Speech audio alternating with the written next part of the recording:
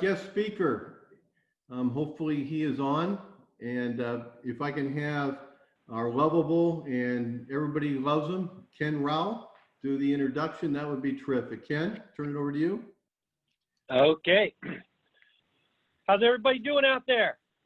They're doing great. Can we give my sellers a big hand for a great job during some difficult times? Give them a big hand. Hand. Woo! All right. Welcome to another beautiful day in Rotary Paradise. I love you. Of course, Ted Keach loves you when he's awake. Of course, Mike loves you, and everybody in here. Welcome, just being part of the greatest experience in your life, the Rotary Club of Santa Clara. With that, I'd like to welcome today's speaker, Vishavjit Singh. And he's asked me to do minimal introductions for reasons that he'll reveal in his talk. He is a storyteller who has given talks at Google, Apple, and NASA. He's made appearances before the congressional panels in Washington, D.C., and at equal length, he will also be here in the Great Rotary Club of Santa Clara, a little higher than that.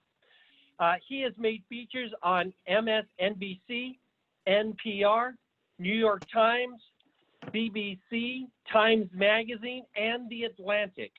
His work inspired by the highly acclaimed short film, Red, White, and Bread. Please, please, please give a warm Rotary welcome to Vishavjit Singh.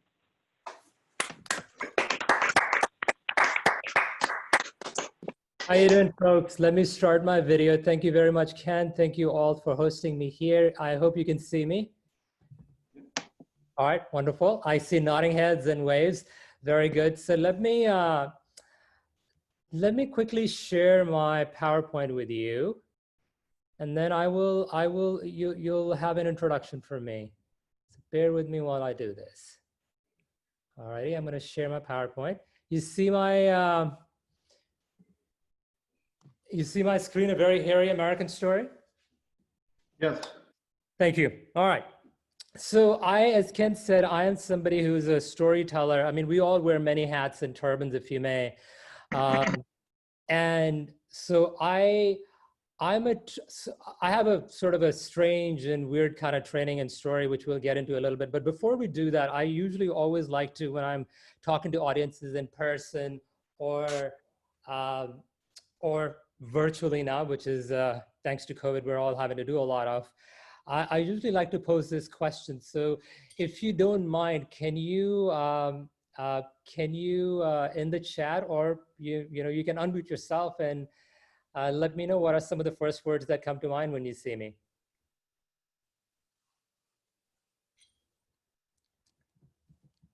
And I'll try my best to keep an eye on the chat here, or Andy, you can tell me if there are responses in there. That might make my task easier.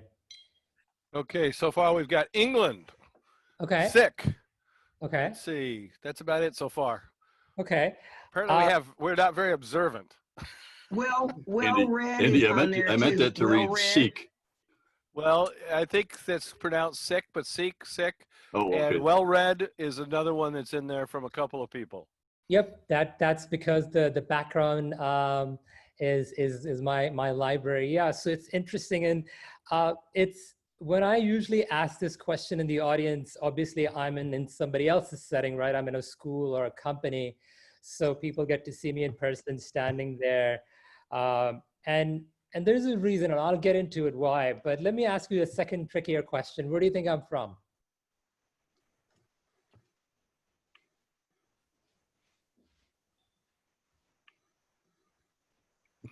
Colorado. Colorado, I've never had that. Okay. All right, good. What else? India. Okay. That's from India. Watana. UK. Okay. And Chicago. Okay, cool. And England again. Okay, so I almost never get England, so that's interesting. My wife's British though, so I'll give her credit for that. Maybe I'm exuding my wife's energy a little bit. So why do I ask these questions? So usually what happens is, with this question especially, when somebody says, where do you think I'm from?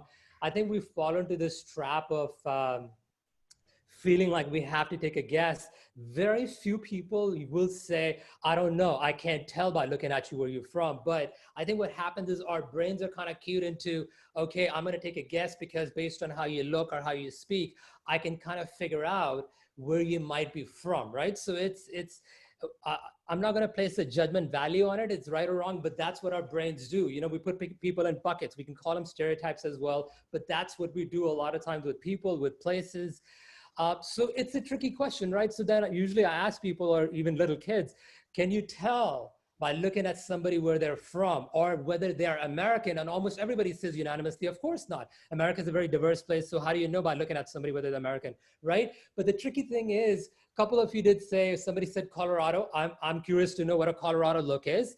I'd like to know what a Chicago look is, right? So maybe they are, maybe they're accents, right? You can tell by somebody's accent where they might be from. But even that is tricky, because how do you know somebody was born in a city, grew up there, moved around, which we do a lot in the US. So home or where you're from can change over time. So for me personally, I'll quickly tell you, I was born in Washington, DC. Then I lived in India for a while. Then I lived in California for a long time, did my grad school there. Then I have lived in Ohio. I lived in Connecticut. Then I lived in New York State, and now I'm in New York City. So I'm coming to you from Harlem, New York City. But you would not know that by looking at me, or for that matter, anyone, unless I told you that part of my story. So I just wanted to keep in mind, we're all walking, talking stories, very complicated stories, stories that wear clothes, have names, accents, but you just don't know the full extent of the stories unless you really ask somebody, tell me a story. Don't tell me where you're from, tell me a story. So I have the honor and privilege of actually sharing my story with you for the next 20, 25 minutes. I'm gonna do that very quickly through cartoons and photographs. So I'll kind of tell you why I do that, but I was born in Washington, DC, and I think I can say this confidently about people who are born in the US. You get photographed pretty quickly. If you're born in a hospital, that's kind of the norm. You get a birth certificate. That certificate usually has a name that either your parents have given you, usually your parents give you. You get weighed in pounds and ounces. And then, it has some other information. And there's one information that I want to share with you, which I'm presuming most of you have seen, or maybe you saw it a long time ago, long forgotten, but there is another label that get placed upon us, whether we like it or not. It's part of American society, history, present, hopefully won't be for too long, but something called race. So I, like every other American who's born here, I get to have a race label placed upon me. Whether I like it or not, I do. And interestingly, in my case, so let me actually ask you, what do you think? So I'm going to show you my birth certificate in the next slide. What do you think so I'm a 1970s baby. So I'm, you kind of know what decade I'm from. What do you think my race label on my birth certificate says? So this is 1970s, Washington, DC, Department of Health. What do you think my race is labeled as at birth? So somebody said Asian. Okay, very good guess. In Washington in those years, I might guess black. Good guess. Very good guesses, but incorrect guesses. Middle Eastern and Indian were also thrown up. Okay, so those are very good guesses, right? You're looking at me going, okay, he's got a turban, he's got a beard, he's kind of brownish. So for India maybe, and so you're doing all the right things that cultural stereotypes tell you to do, right? But cultural stereotypes are not usually right? They are sometimes they're not. So I'm gonna share with you. So you see at the bottom, right? That's my race. I'm white. And I know you're probably going, okay, wait a minute. That doesn't make sense. So here is something that I like to I want you to keep this in mind, and I'll revisit this a little bit in a few minutes. Race is a fictional concept. It's perhaps one of the greatest stories ever told in human history. Somebody made the story of race up, called some people black and white, made some associations to those colors, and we unfortunately have been following that for the past 500 years. And long, I mean, in the beginning, we bought the story, our scientists bought the stories, our churches bought these stories. It's been debunked uh, many times over by scientists. So the point here is if you were to really ask yourself, are there white and black people, unless you have a biological condition, there are no white or black people. I mean, I don't know anybody who looks the color white or black. They are people who are very dark brown. There are people who are very light brown, but I don't know people who have exactly the color white and black. So just something to keep in mind. I share that. And why? So very quickly, if you're wondering why is somebody like me labeled white by the Department of Health authorities in Washington, D.C., that is because, as I mentioned, race is a fictional story. And in that story of race, anybody who hails from South Asia, Sri Lankans, Bangladeshis, Pakistanis, Nepalis, Indians, they are all considered Caucasian. And in America, we confuse Caucasians for only white people. Caucasians are not necessarily equated to white people. Again, I'm talking about a story here, right? That story has its own rules. And by those rules, I'm Caucasian. Or in American lingo, I'm white. But like I said, there are no white or black people. There's a story that we live. So very important. Stories have consequences. Fictional stories have consequences. Non-fictional stories have consequences. So moving on. So I spent the first 4 years of my life in Washington, D.C. My parents are from India. And so they moved. My dad used to work for the Indian Embassy in Washington, D.C. He moves back to his homeland, India. I was 4 years old, moved with him. My dad made a decision. He wanted to send me to a private school where other kids looked like me. So my parents come from a faith called Sikhism, very young, 500 years old, about 25 million people around the globe who follow that faith. And so as kids, you don't have a choice a lot of times. You know, you do what your parents do, whatever foods they eat, whatever philosophies they believe in, you kind of follow that, right?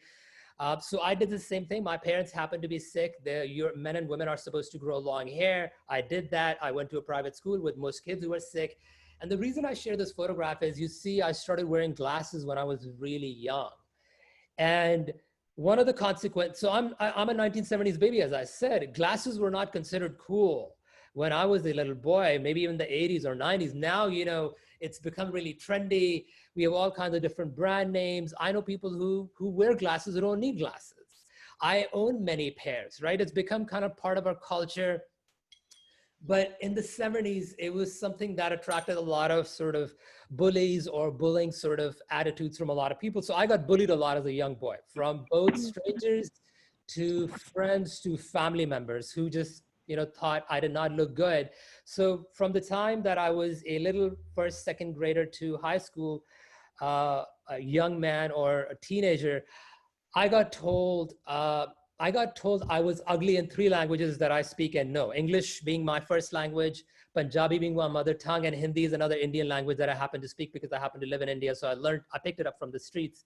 So I got told many variations of that. I was an ugly kid because I have glasses on, I'm skinny. So I'm a shy guy. I'm shy, I'm an introvert. And I'm also one of those guys, one of those boys who just was I never got the memo. Hey, if somebody's harassing you, you know, talk about it, right? Talk to the people who are harassing you. At the very least, tell your parents or somebody you trust that, hey, this is happening to me. Unfortunately, I didn't do that. So I kept everything on the inside. And it had a consequence. So by the time I finished high school, I moved back to the US, land of my birth. I always knew I wanted to come back to the US, go to college here. So I first came to the city of LA. And this was late 80s. And so LA is a pretty, you know, we Californians take a lot of pride in the fact that, you know, California is pretty diverse, right? We're very open. But California, like New York, has its fair share of people who might be ignorant about diverse cultures, who, you know, maybe have racist sort of tendencies. But for most part, I don't like to get into distinction of who's a racist or not a racist, but I think there's a lot of ignorance we all have about other cultures. I do too. The key is acknowledging that. So when I moved back to LA, or came to LA first, I got told by strangers, you know, go back home, laughing on my face, you know, you're a genie, you're a clown, you're a raghead. And these are people who don't know me, right? But they judged me based on what I looked like, and I looked a little different from most other people. So by the time I started college at University of California, Santa Barbara, so this is me, sophomore year, I'm like, okay, I I had to ask myself the question, why do I wear this turban? Why do I have a beard? And I did not have a good answer for those questions. So I said, okay, I didn't tell my parents. I took off my turban and I basically said, I'm going to cut my hair. Why? Because I wanted to fit in. I didn't want to stand out. I wanted to look like most people out there. So I'm like, it's a desirable thing to not be different. It's a good thing to fit in. So from this photo, sophomore year, Santa Barbara, I went to grad school at University of California, Berkeley, not far from where you are. I lived in the Bay Area in Berkeley, El Sobrante, worked in San Francisco and Oakland. I love the Bay Area. And so between Santa Barbara and Berkeley, 10 years passed by, and somebody mentioned, you see the books behind me. I did not read a single book cover to cover for pleasure until I went to college. So to my own detriment, I was somebody who grew up in a South Asian family in the US, then in India. So I'm exposed to two different cultures, but unfortunately I didn't read books. So books are really, I call books time machines. You can really learn a lot from books, a heck of a lot more than television shows and smartphones. But I, for whatever reason, did not start reading books for pleasure. I started doing that in college because I had roommates who had strange habits like having books in the bathroom. They had bookshelves in bathrooms, which I thought was strange at the time. They had books all over their bedrooms. And so slowly I kind of said, well, maybe there's something special about books. So I started reading books. And that kind of opened my horizon. So between this photograph to, well, I went through, a friend of mine gave me a bald head, and on the way to a bald head, he gave me a mohawk. And he asked me, you know what, Vishavjit, you should step out and sport this mohawk for a few weeks and months. And so I'm in my early 20s, and I already had heard from many people, you don't fit in, go back home, you're skinny, you're ugly. So I'm like, no, I don't want to stand out. I don't want to have, this mohawk is cool, but I don't want to step out on the streets of Santa Barbara with a mohawk. So just shave it off. And so I did, he shaved it off. And I went to Berkeley for grad school. But the book, if I found one place where there were people who were like me, who had issues and problems like me, it was books. I found characters, fictional characters, who kind of had my problems. And so I felt like I was not alone. So that was kind of like my connection. But the other thing that also happened through books is I learned about cultures that were foreign to me. So there's another culture called Buddhism, or Buddhist culture, that we know a lot about in the US, especially in the Bay Area. It's a pretty big home to a lot of teachers from Buddhist traditions from all over the world. So I got introduced to Buddhism.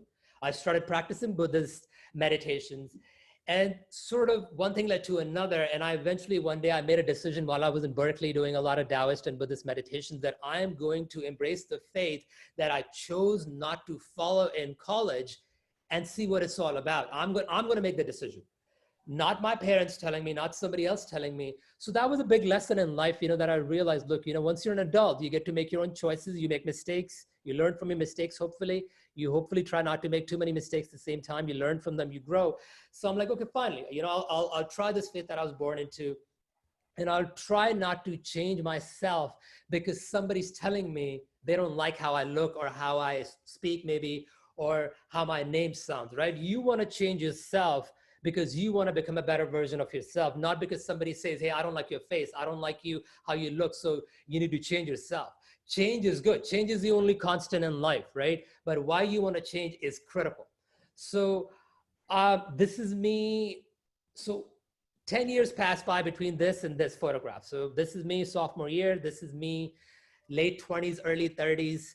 And by this time, I had moved to New York State. I was working in White Plains, New York, which is about 15 miles north of New York City.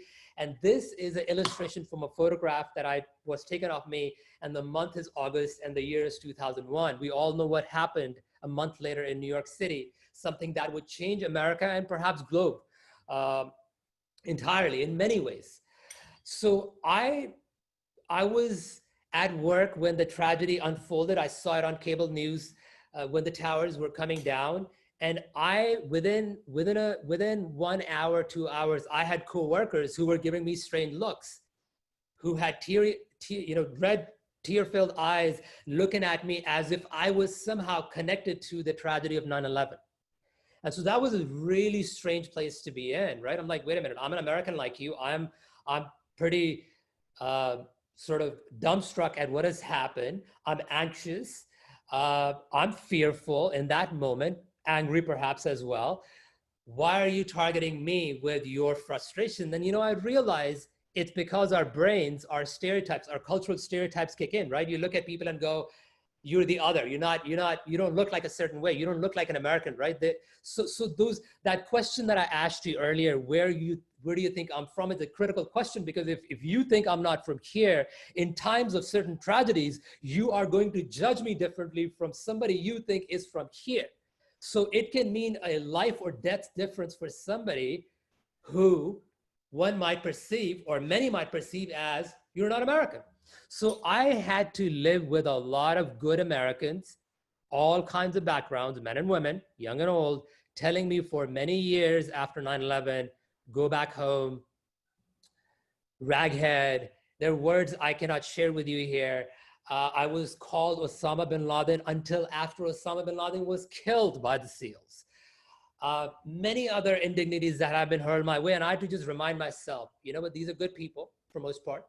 They're ignorant about other cultures perhaps. And so I found the art of cartooning as a way to connect with people. I saw a cartoon that had a character who looked like me, and I said, you know what? I am going to use cartooning to share perhaps my story, people who look like me, and build some bridges. So I'm going to share some cartoons with you that I've created since 9/11. This is a character, a real life character from India, moved to the United Kingdom in England, London, when he was in his 80s, lost his wife, was lonely, getting depressed, anxious, and he discovered the art of running, got really good at it, started running marathons, got very good at it, started breaking world records in his age category. He did that till the age of 100. He's still alive. He's about, I think, 108 years old. He still runs. He raises money for charity. And by the way, when he came to New York City, there were people who took time and effort on the streets of New York City while he was running the marathon to call him Osama bin Laden. But he's a really cool guy. He smiles. He does what he knows best. He runs. He raises money for charity. This is a very famous painting by Edward Munch that I think you all know about, 1895. I sketched sort of my predicament in this. When people call me names, when people tell me to go back home, when people tell me I'm not an American, I get upset, I get angry. But how I channel my frustration and anger is I go home and I say, okay, what do I do with that anger? And I create art. And so that's what I do with my art. So I get frustrated. I feel like screaming, but I know that's not a good strategy. So I do art. This is something that came to me in a dream many years ago. Hot air balloon with a bun on top. So you're looking at my turban, and under my turban is my long hair in a bun. And I dream, and I think it's true for a lot of us, we project ourselves into the world, and I project myself. I see people and I sometimes go like, oh, what if this place or this person kind of maybe looked like me, or was part of my culture? So to me, a hot air balloon with a bun on top was in a dream I had, and I put it as a sketch. A lot of people, especially Sikhs, find it funny because they've never seen a hot air balloon with a bun on top. And I tell people, look, somebody had a vision one day to have a hot air balloon and they made it reality. Well, we can have a hot air balloon with a bun one day and make that reality, right? Everything starts with a dream. You put it on paper and you make it reality. The clothes we're wearing, the library you see behind me, the books you see, somebody had a vision. They sketched it, and it might have taken 100, 200, 300, 400, 500 years for it to become a physical reality. Everything starts here in many ways. So this is a fictional cover of a magazine we all know about, the New Yorker magazine. Why do I have a Sikh man with a turban and beard as a police officer? I think Santa Clara and a few other cities across the US might be an exception to this. Most American cities have a policy that somebody who has a turban and beard cannot serve as a police officer. Our armed forces also have similar policies that if you have a turban and beard, you cannot serve. If you have certain religious artifacts, a yarmulke, a skull cap, you cannot serve. And I just like to remind people that there are justifications and rationales given for why that is the case. Uniform code, we want to have discipline. And I remind people many, many decades ago, sometimes not too many decades ago, women were not allowed to serve. Black men were not allowed to serve. Hispanic men were not allowed to serve. Indigenous people were not allowed to serve, right? And there were justifications given for those things as well.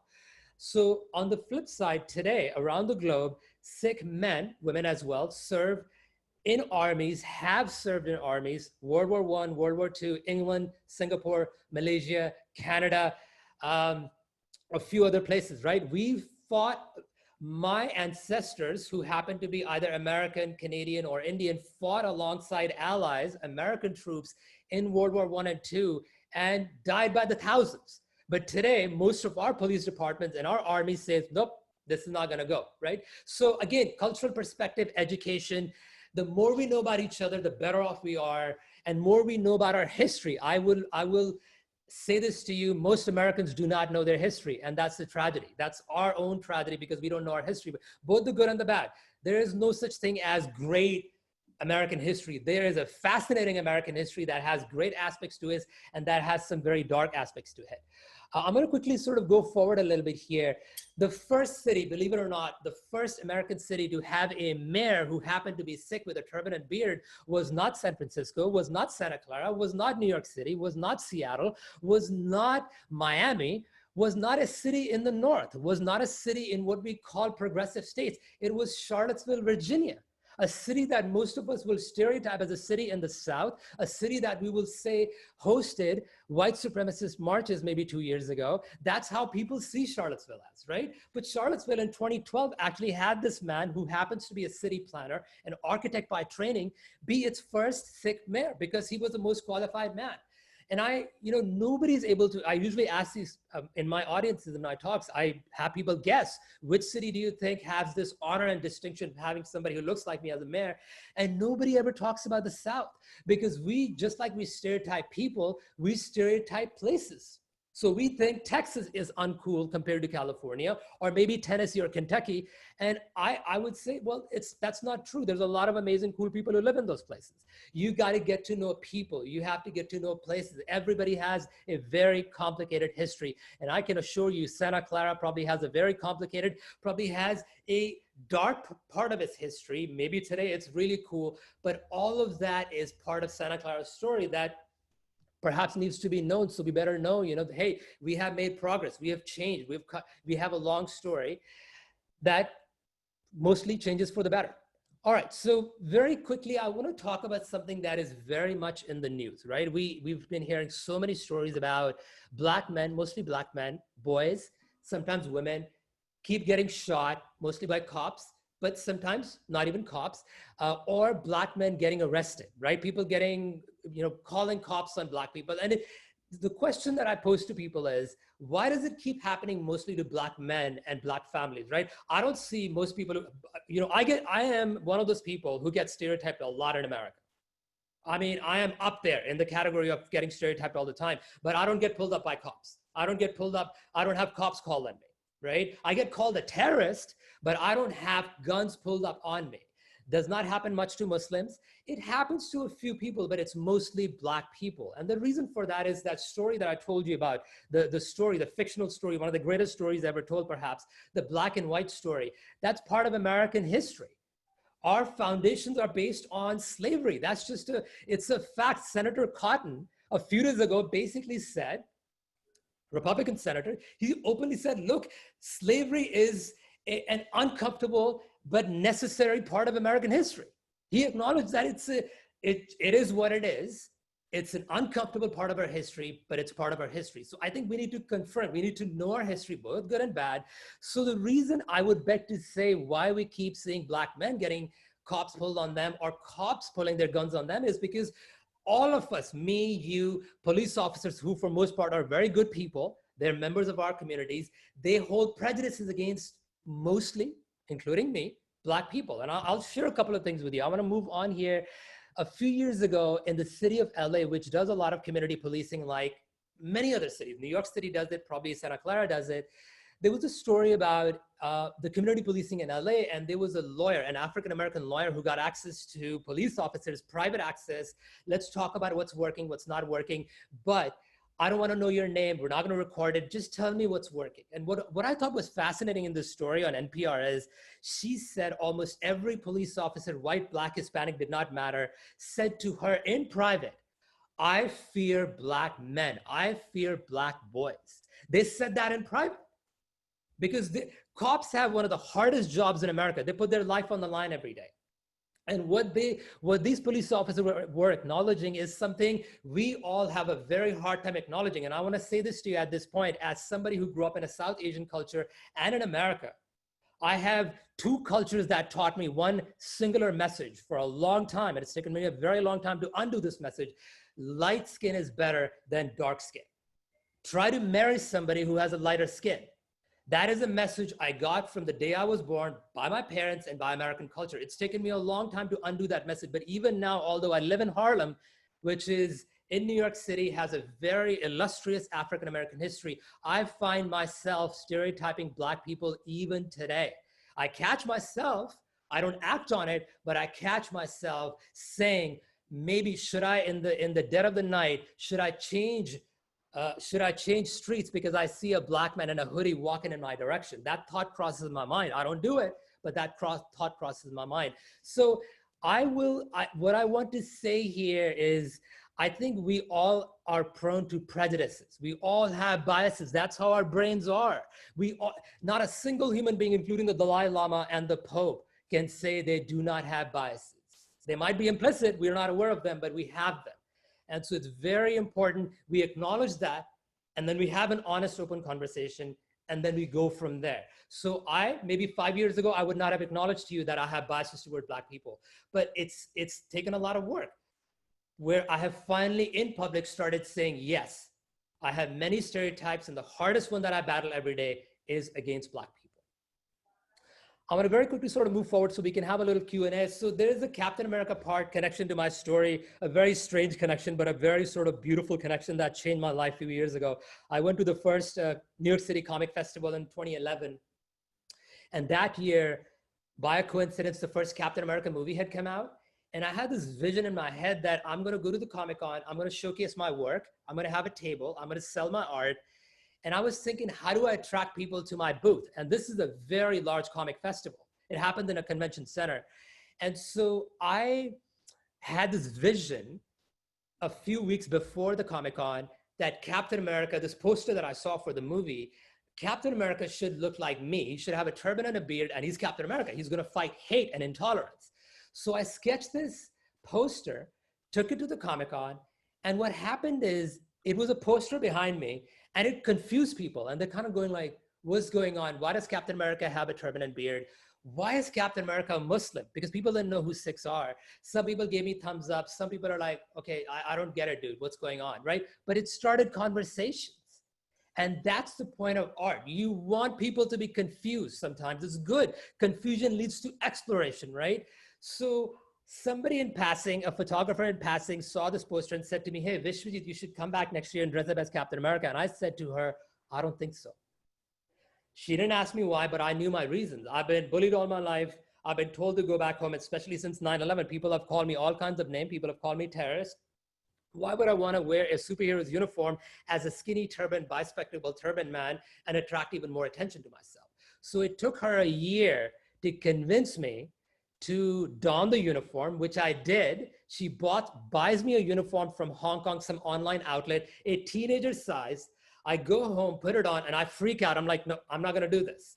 So I go to Sports Authority. I buy football, baseball pads, shove them in my uniform to make myself look big. And my wife looked at me and said, Vishavjit, you look like a cartoon now. You're not going to do this. You're going to do this because you're going to do this only if you're going to do this as you. You are a skinny man with a turban and beard, and that's just how it is. You're not going to do it. You're not going to pretend somebody you're not. So I grudgingly agreed, very fearful, June 2013. So 7 years ago, I step out in New York City in the uniform with this photographer for a photo shoot. I'm going to show you some photos. This is Central Park. This is me coming out of the subway.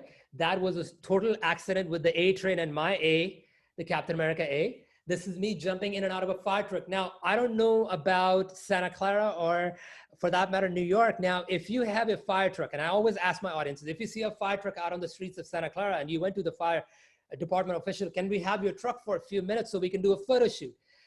Everybody says, of course, they're going to say no. But on this particular day, this truck happened to be manning a parade in New York City. Fiona, the photographer, asked the officials, can we have your truck for Captain America to take a few photographs? And guess what? They gave their truck to me. For 20 minutes, I had this truck all by myself. There were 4 officials who were inside this truck. They left their truck. They felt comfortable seeing me in a Captain America uniform to leave their truck. And I had this truck all by myself for 20 minutes. That's the power of a fictional story of a superhero that does not exist, that was created in 1941 by a Jewish immigrant, but it's the power of fictional stories, right? They felt comfortable enough to give a turban, bearded, bispectacled, skinny guy their truck because he was wearing Captain America's uniform. So I had this truck all by myself. And the last thing I want to show you here is me. I was posing for a few minutes, and you see that little boy right on top there. For 10 minutes, he sees me posing, doesn't say a single word. And then he goes to me, hey, what are you doing? And I said, I'm Captain America for the day. He goes, no, you're not. I said, why not? And he goes to me, because you are not white. I said, okay, little boy. And I'm thinking for a moment in my head, I'm thinking, I wish I had my birth certificate with me because I could show him my birth certificate and say, look, by the way, kiddo, I'm a white man. But I said to him, listen, is Captain America real? He's like, well, no. I said, well, Captain America was created in 1941. Captain America, we are in the 21st century. It's a comic superhero. He doesn't exist. He could be a woman. He could be Asian. He could be Hispanic. He could be Black. He could be old. He could look like me. So he goes Black, yes. Hispanic, maybe. Turban, beards, no. So here's the thing about this little boy. He was not being mean. I could tell. He was, we had a conversation. He was a sweet, I could judge him as a sweet kid, very curious. His questions were very honest. So I know he was not being malicious. He was just being honest. He had never seen probably somebody who looks like me. He had never interacted in person. And the only people he's seen who look like me are people as bad guys in the news, because that's usually how we cover turban and bearded people. We don't consider turban and bearded people to be Americans. So for this little kid, he's thinking, well, no, you cannot look like an American. So I said to him, look, I'm not offended, but for the rest of your life, you're gonna have this image of me, turban, glasses, beard, skinny, as Captain America. And you will never be able to voluntarily hit the delete button to delete that image from your head. And guess what's going to happen if next time he sees somebody who looks like me? He might think Captain America, and that'll confuse him. And that confusion is good. And that is why I do the work that I do. I'm a storyteller who tells people my stories because I know everybody sees me a certain way. And by the time they know my story, they're kind of like, okay, wait a minute. He's not what I thought he was, which is a very obvious statement, right? Because I could say that about all of you. I know 2 of you here. I know Andy a little bit. I know Herbie more than a little bit, but I know this much. I don't know Herbie's story. I don't know Andy's story. So actually, I don't know any one of you. You're all strangers to me as far as I'm concerned. And the only way I can get to know you is if I get to know your stories. And even then, I know you only to a certain extent. I genuinely believe if we all knew each other's stories in America, 300 million plus, we would be in a lot better place. We would not agree on everything, but we would work together as a team and say, look, how do we work to solve our problems? COVID-19 is one of them. And I do believe if we knew each other's stories to the fullest extent, we'd be in a much better place. But what gives me hope is I work with kids, and I know kids, they're not stereotyping me because that's what they're born with. The littlest of kids, the kindergarten kids and first graders, they don't stereotype me. They have questions about this and this, but they're not stereotyping me. It's usually the 3rd, 4th, 5th graders. They're picking up cues from their parents and grandparents and society at large. That's when they start seeing me as the other. So kids give me hope. I'm going to stop here because I had a 30-minute mark. Andy, how did I do?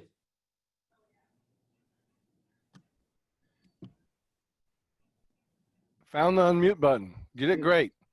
Okay. So let's get some questions Sure. for Vishavjit.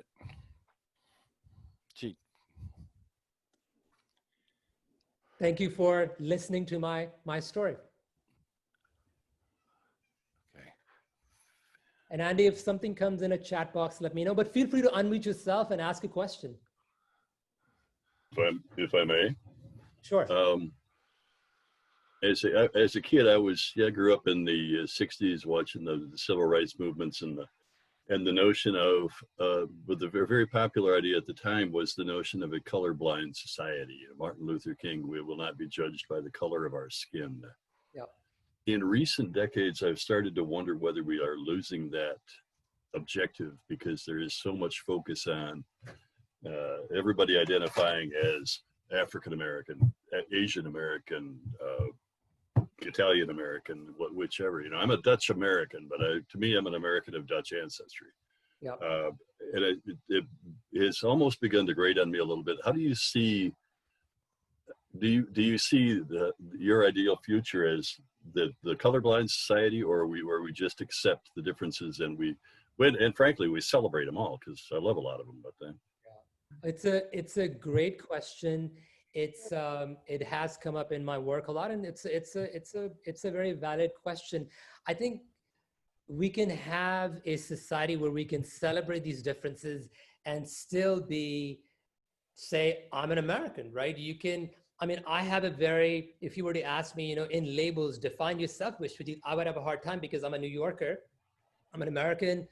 I have Indian heritage, but I don't identify myself as Indian. I say I have South Asian heritage. I have lived in many different places. My home has changed many times. So I think we can celebrate our cultural heritage, our different identities, while at the same time saying, look, I'm an American, right?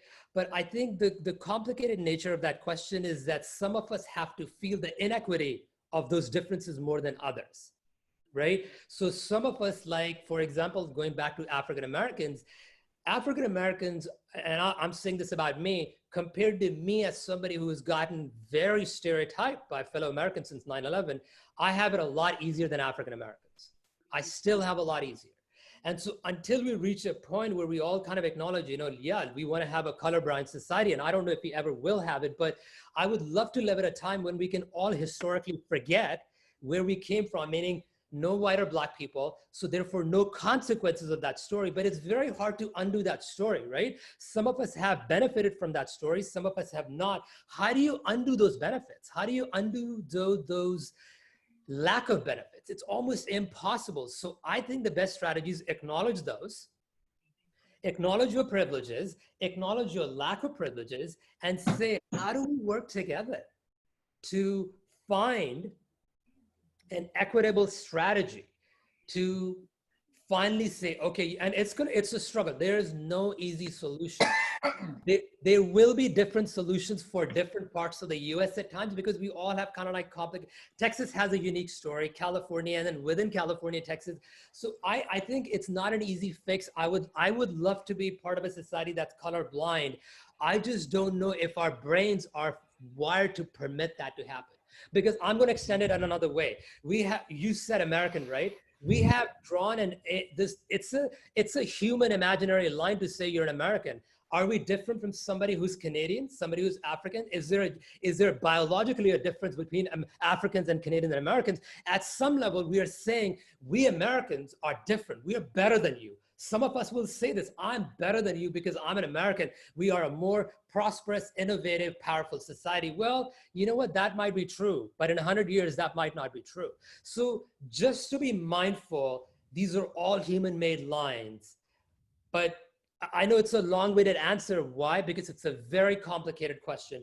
But I will say this, my main message to all of you is, before we get to the solution, let's acknowledge our problems. Let's acknowledge our prejudices. Let's acknowledge our biases. Let's acknowledge all of those. Okay, I'm going to say something that's going to sound a little counterintuitive, but I'm going to put it out there. We all have more in common when it comes to our prejudices, as opposed to our cultural or other traits. I know it's controversial statement. I'll say it. We have more in common with our meaning. What I mean by in common as prejudices, we all have prejudices. That's something we have in common. So let's sit down and talk about it. Even Black people have prejudices about Black people and other communities. there's a question that people sometimes ask me. Let me actually ask you here. You know, this is it's an interesting question, Andy. If I have time for this, You've there got time. are demographic groups that stereotype me the most in person, who tell me in my face, "Go back home." Osama bin Laden. Who do you think that demographic group belongs to? What is that demographic group that tells me, Vish, you know, you get out of here. You're not an American. I'm just curious. What do you think? What demographic group that is? I White, would guess white people most. white women specifically. I would think it's White- actually black. Anybody have a different answer to that? African American? Okay. So, so I'll give you the answer that I get from almost everybody. Almost everybody says white people. And then a very few people will say brown or black or Hispanic people. I'll give you my answer. My answer and a lot of my friends who have turbans answer.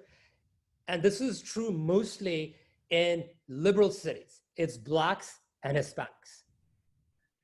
So you're probably thinking, wait a minute, that doesn't make sense. And I remind people, just like you stereotype black people, we stereotype white people, because anytime we want to have a conversation about bias and intolerance and race, we always presume that white people are the bad guys and the black people or the people of color are somehow getting targeted.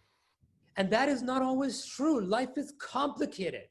And what I remind people is you have to look at numbers. You have to look at statistics. There are a lot of good white people. But there's also a lot of racism with people of color communities. You want to see anti-black racism? Come into South Asian households. Come into Indian households. There's a lot of anti-blackness in our families as well. So going back, that's why I think the diversity, inclusion, equity efforts sometimes in companies, what they lack and what they can benefit from is our starting point should be, let me be honest. And let me share with you my story, both good and bad, my strengths, my weaknesses, and my prejudices as well.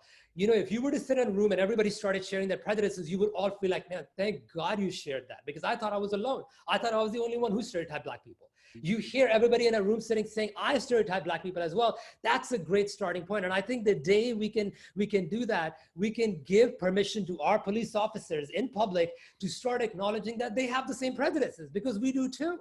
And then we can find a solution to why black people keep getting shot, because those prejudices permeate entire societies. It's not just, that doesn't mean our police officers are racist. They just happen to have biases that we all have.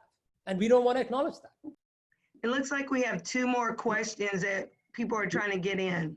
Can I just say something real quick? Sure. This is a great presentation, and thank you so much. And if I could just get a round of applause for our speaker. I have to end the meeting now, but we can continue this discussion because I do think it's very important. But those that have to get off, I completely understand. So I just want to end the meeting, but I would like to continue this conversation if we can. Okay? Okay.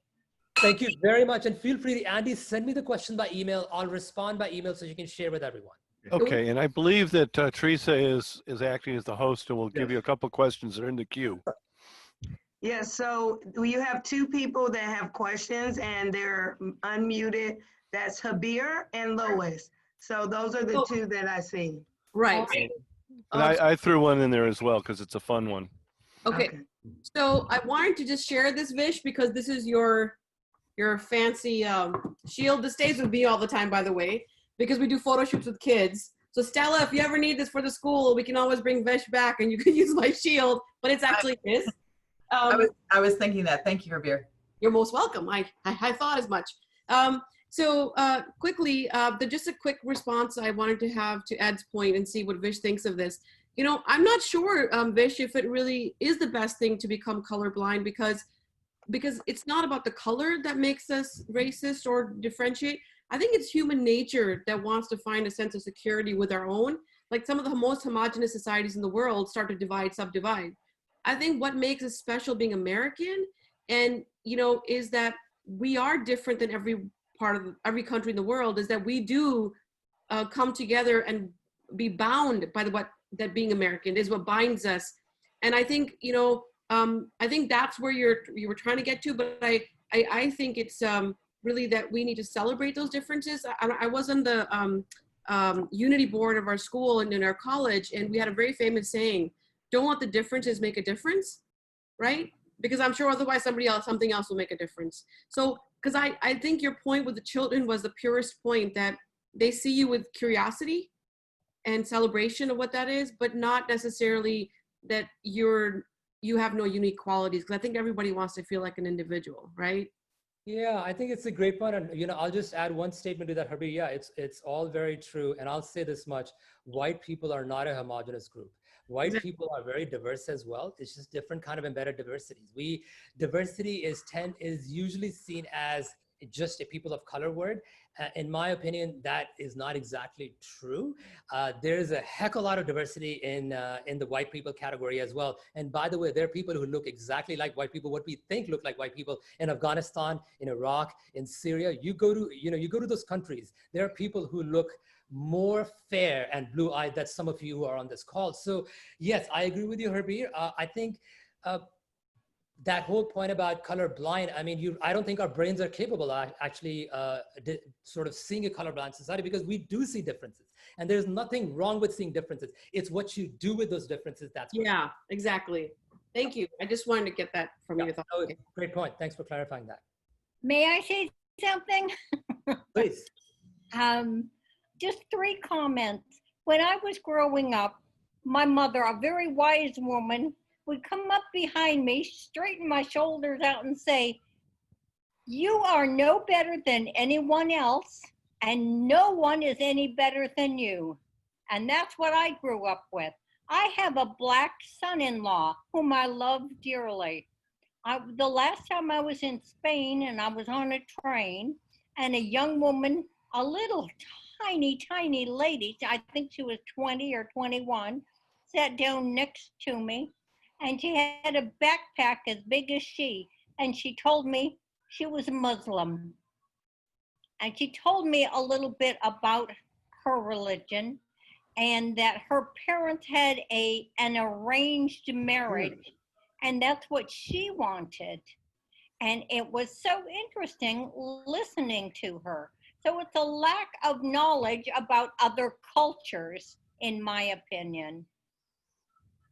I agree. Yeah. I mean, like I said, we would benefit a lot if we learn about our history and also just learn about the different cultures. America is a very diverse place. If you trace most of us, we came from somewhere else, except, Native Americans. We all have histories from all over the globe, and let's celebrate those. But also, like I said, I want to emphasize this. We have different trajectories of how we came here. Some of us benefited from those trajectories. Some of us came here under very trying circumstances against our will. Let's acknowledge that. Let's realize that that has a consequence in contemporary America. And then we move on, we are all part of the problem, and we're also part of the solution. Yeah, very well said. So Andy has one last question that's a fun question for you. Andy, are you unmuted? Or? Yeah, I'm unmuted. I can do it. What is the most memorable encounter you had when you're dressed up in your uniform as Captain America? So this is probably one of the most amazing, if I had more time, I probably would have talked about it, but very briefly, I was shooting the film Red, White, and Beard in New York City. 3 filmmakers were in New York following me, and on a single day on the subway, a couple spotted me twice, which is a pretty unlikely scenario in Manhattan. And so the second time, the husband and wife, they were a Caucasian couple, they started chatting with me and very quickly asked me, what am I doing? I said, well, I'm shooting a film. And they asked me, why are you dressed up like this? I briefly told them. So 24 hours later, I got an email from the husband, from the gentleman, the couple.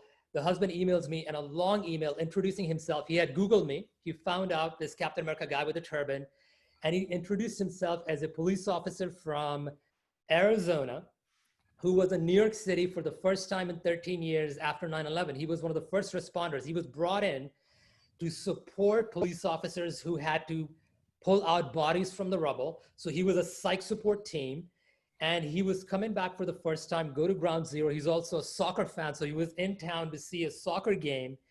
And he goes to me, what you're doing, your version of Captain America, to me is more real than any other Captain America story I've ever heard. And he goes to me, look, I am a Fox News watching Christian Bible reading Christian who loves reading about the Holocaust, psychology, and I'm crew cut, he's very short hair, but you and I have a lot in common. And, we've become friends since. I've interviewed him for a podcast. I've written about him. He and his wife have asked me, anytime you're in Arizona, come and stay with us. And he trains cadets. He talks about diversity and other, race and bias issues.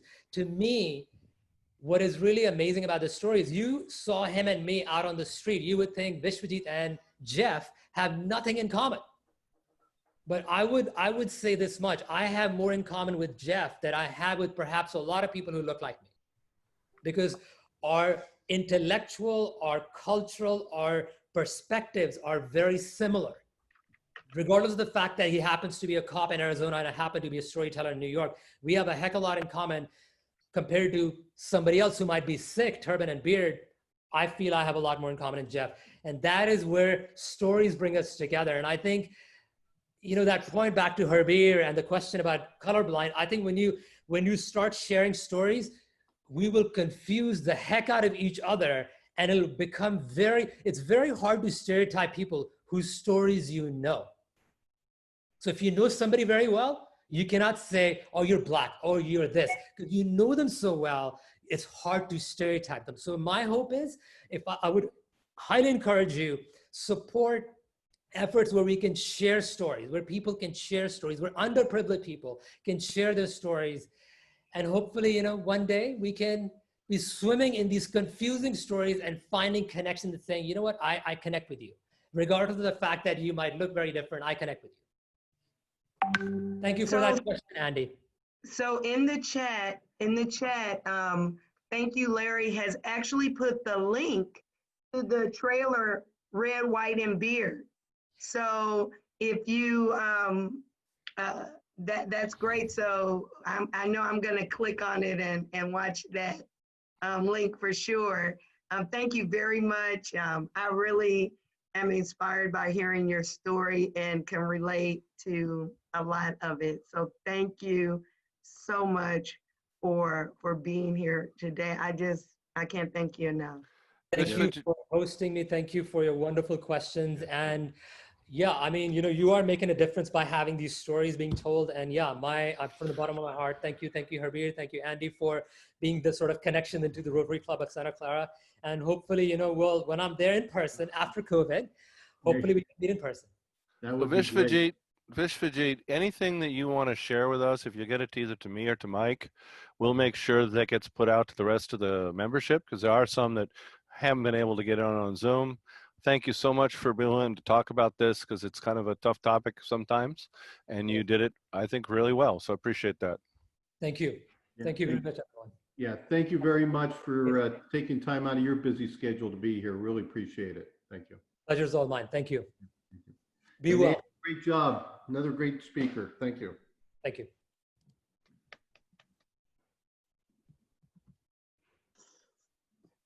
Goodbye, all. Bye-bye.